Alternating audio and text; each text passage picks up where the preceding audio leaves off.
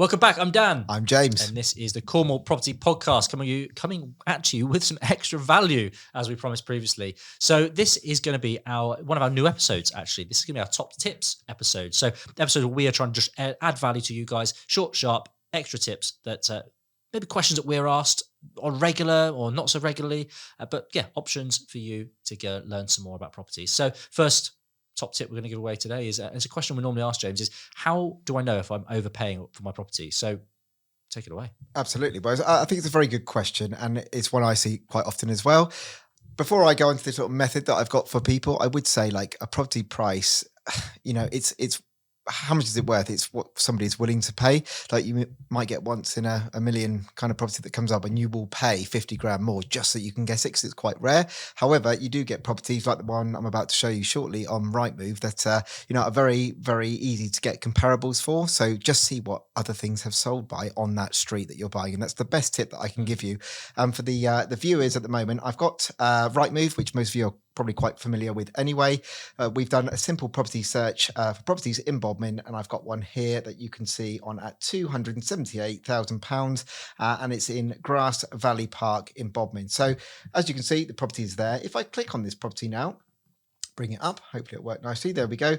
So we've got the property. If you scroll down on Rightmove to the bottom here, you will see another tab that says recently sold and under offer. If you click on that tab, this will give you, by distance, as you can see here, you've got 0.0 miles away, 0.0. So these are properties that are practically next door or on the same street. So we know the property was on at 278. So we've got one here on the 25th of March that was sold for 252. We've got one on the 28th of January, 2022 for 255. One here for 190. And you might think, oh, hang on a minute. Why is that one at 190? Well, let's have a look at a couple of things here.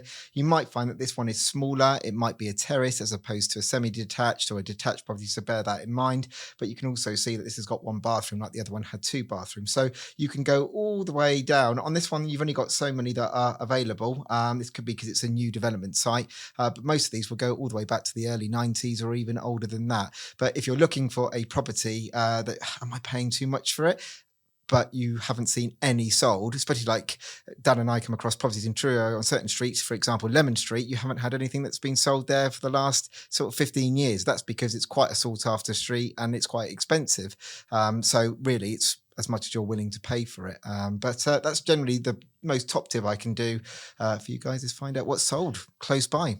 I suppose my next question would be, what if there was nothing on there? I suppose my advice there would be, well, you then over the radius, look over a wider radius. So don't just look at on that street. You could look at 0.25 miles radius or 0.5, but you wouldn't really want to go more than 0.5. Would you agree? No, absolutely. Just because things can change massively, because you've got, for example, you've got Rock, which we all know is an infamous expensive place, but you can only go sort of 3 miles away. And that's in Weybridge, and the price has decreased by like £2 million.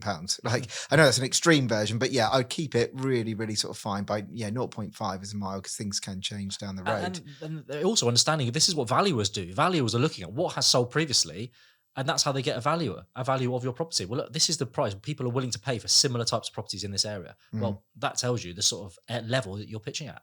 And if your offer is way over that, and it's very similar timings, then you probably are overpaying it. But if that's what you find the value of, if the property is worth that to you, then as long as you can justify it. Absolutely. The only other tip I would give there with getting to that price is that if you go to, like, I don't know, you pick 3 estate agents, let's be honest, I'm not going to give estate agents a bad name. We need them, but estate agents, to win the business, because they're our business, right, they're going to tell you what you want to hear. If you really want to go the extra mile and know that you're not paying too much, get an independent valuation from a company.